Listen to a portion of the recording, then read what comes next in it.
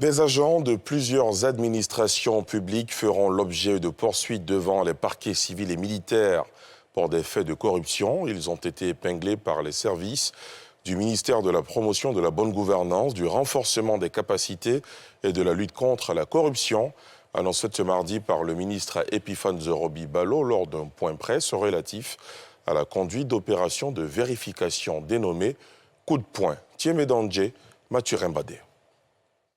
Le ministère de la Promotion de la bonne gouvernance, du renforcement des capacités et de la lutte contre la corruption boucle son opération coup de poing. Face à la presse, le ministre Epiphane Zorobi Ballo dévoile le rapport préliminaire qui épingle plusieurs services publics. Il s'agit notamment des transports, de l'éducation, de la sécurité, de la santé, de la justice et de la construction. Il a été recueilli des preuves montrant des individus non agents de la SICTA, qui sont des facilitateurs, recevant des pots de vin des mains d'usagers afin d'éviter des files d'attente à ceux-ci. Recevant des pots de vin afin d'éluder les pénalités de retard, recevant des pots de vin afin d'assurer un passage avec succès lors du contrôle technique, quel que soit l'état du véhicule.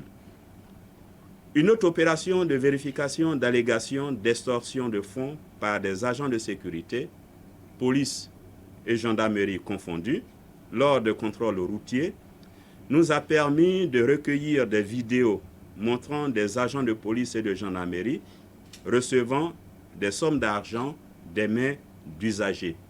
Enfin, il a été constaté des tracasseries routières en lien avec le convoyage des produits vivriers.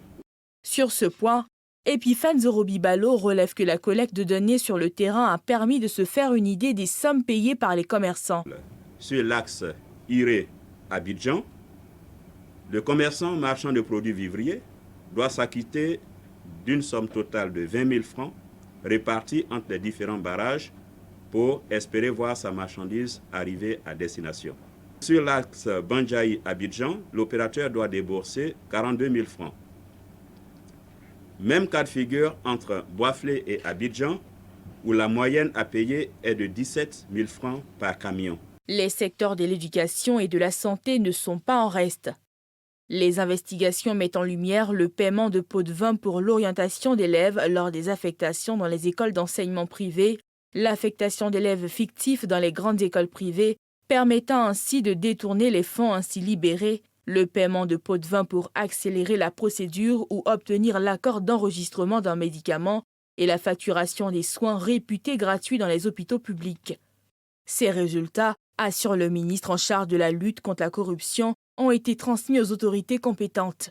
Notons que ces investigations, conformément aux consignes du président de la République et du Premier ministre Patrick Achi, visent à soulager le quotidien des Ivoiriens en freinant les formes de corruption les plus pernicieuses dans ces structures visitées et en améliorant la perception des populations sur les efforts du gouvernement en la matière.